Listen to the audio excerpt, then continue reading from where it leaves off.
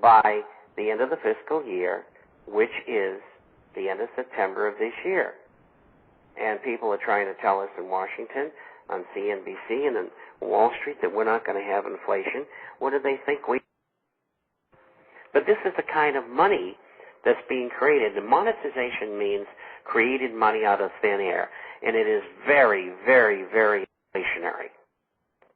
Now, the Treasury and the Fed together over this year will have lent out or monetized $14.8 trillion, a colossal figure. And who did they save? 19 banks, some brokerage houses, AIG, and a couple of automobile companies. And that is not the province of government. We're not supposed to be doing that. We're supposed to allow them to go bankrupt. Now, who owns the Federal Reserve? Aha! Some of those 19 banks. There's 13 regional Federal Reserve banks, and they own the Federal Reserve.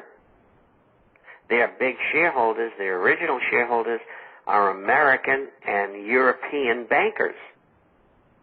So it's not a public organization. It's private. And so that's why all of this make-believe, funny money coming out of the Fed was sent to all those banks. Because you know something? They were insolvent, and they still are. And so the Fed, which is owned by them, gave them enough money to keep them in business. And that's what's going on. It's incredible. And the public is ignorant. I'm not talking about 80%. They don't know what's going on. And that's why programs like yours is so important, because people will understand who's doing what to them. And you are being taken over the hurdles.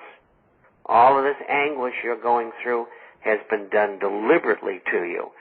So you and your children and your grandchildren can be enslaved to these people.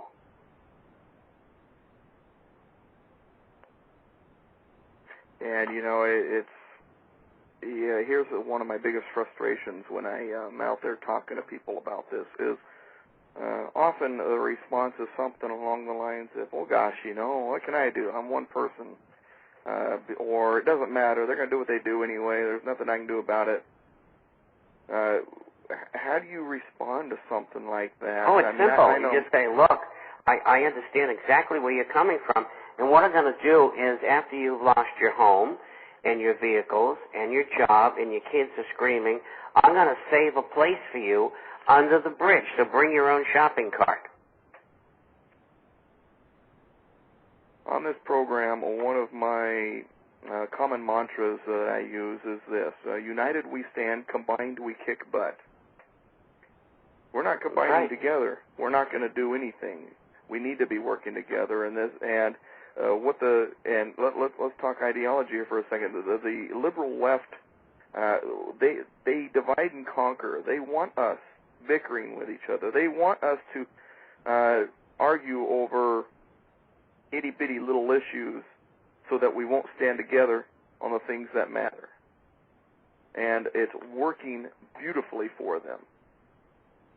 Well, I don't think they consciously do that. I think it's a personality, a certain type of intellectual dishonesty that does that. And one of the very powerful things that over the last 20 years that has happened to the International Forecaster is all of my original subscribers, many of whom are still with us, and many of whom are in heaven right now.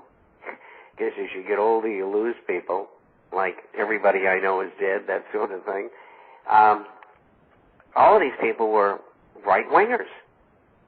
Now it's 50% conservative, right-wing type of people, and the other 50% are ex-Marxists, Leninists, liberals, socialists. Why? Because they've come to the middle because they're finally realizing that there were flaws in the way that they thought. And I think that's wonderful. I started in 1964 trying to bring the left and the right together because there's not a lot of difference. There's just picky little things. We're all Americans. We want to survive. We want to have good lives for our families and friends. And there's people who don't want that for us. People who are immensely wealthy, immensely powerful, that want to control our lives. And they wouldn't think 1 second of liquidating 80% of the population if they thought they could get away with it. And I think both sides are finally realizing all these isms are out the window. All of this business of left and right and liberalism and conservatism are out the window. We want to be Americans first. We want to solve the problem. We want to save our lives. And this is what's extremely important. We need to believe in Americans, not government. That's right. Our other fellow Americans, we're never going to agree on everything. That is for sure. I mean, I have conservative friends all the time who I have arguments with, and also liberal friends, the same thing. And it's okay. There's nothing wrong with that, and that's what free expression is about. And we're losing free expression, and one of these days, the government, if we allow them to, is going to step in and say, Doug and Bob, you can't be on the air anymore, and Bob, you can't publish anymore, and Doug, don't even think about publishing, and we got a nice internment camp for you near Fort Huachuca in Mexico. In New Mexico, excuse me. No, it's in Arizona, I'm wrong. It used to be one of our NSA sites. It's still a base there. But anyway, you get the meaning. Right. And that's why government has been setting up internment camps all over the country for the past 10, 12, 15 years, refurbishing them. Why? Because they know, because they're creating the situation where millions and millions and millions of people are going to be out of work. They're going to have nothing. And they're going to put them in these camps. And they're going to be indoctrinated and brainwashed. They'll be told where they can go and work. Their children will be told where they're going to go to school, what they're going to learn, what profession they're going to go into. If you want to get married, it has to be approved by the government. You're going to be told whether you're going to be able to have children or not have children, how many children you can have, who will be allowed to breed. This is where these people are headed. Read their literature. Sounds like Marxism on steroids. Well, this is the way Adolf Hitler got a lot of his ideas from the eugenics that was promulgated in England and the United States during the early 1800s. People don't realize, because they haven't studied history, that eugenics, this is the choice of the evolution of man, and how to control man, and how to only allow the bright to breed, and all of these crazy things. Hitler got all his ideas, most all of them, from the United States. And when that was a very, very strong movement during the 1800s and all the way up to the 1920s. I used to have one of the largest libraries in the world on the subject. And I gave them away to UCLA and USC, and the reason I did is nobody I ever met wanted to read about it. Selective breeding, it's called. Hitler had Liebesborn camps. And pure Aryan Germans, male and female, would be brought together at those camps for breeding purposes. And I saw a lot of the results of that because I lived in Germany for a long time and I speak German. And I actually met people who were the product of those Liebesborn camps. So that's where these nutcases are headed. Yeah, Helmut von Camp, former Hitler Youth Become Christian and Conservative here in America, was on my show last year, and that's exactly what he talked about. And he said, and what was interesting is he said, we didn't even realize what was going on. We were told we were doing it for Germany. Well, that's true.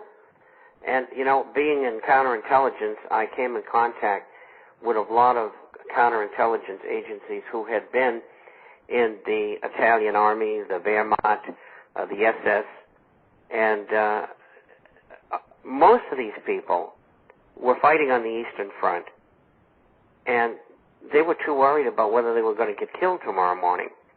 The Russians outnumbered them 20-1. So some of them may have suspected things that were going on that weren't right, but be as it may, they didn't have any choice anyway. If you were able, you were in the Army or the Navy or whatever. And it was the same in America. I mean, if you were able, you had to serve. And if you didn't, well, you'd go to jail. And usually they would put them in penal battalions in Germany, which means they were up at the front all the time, and they received the first onslaught of the Russians. 90% of whom didn't have weapons, if you can believe that. Wow. And the guys that fell with their Kalashnikovs, the guy behind them, or the woman behind them, picked them up and kept on going.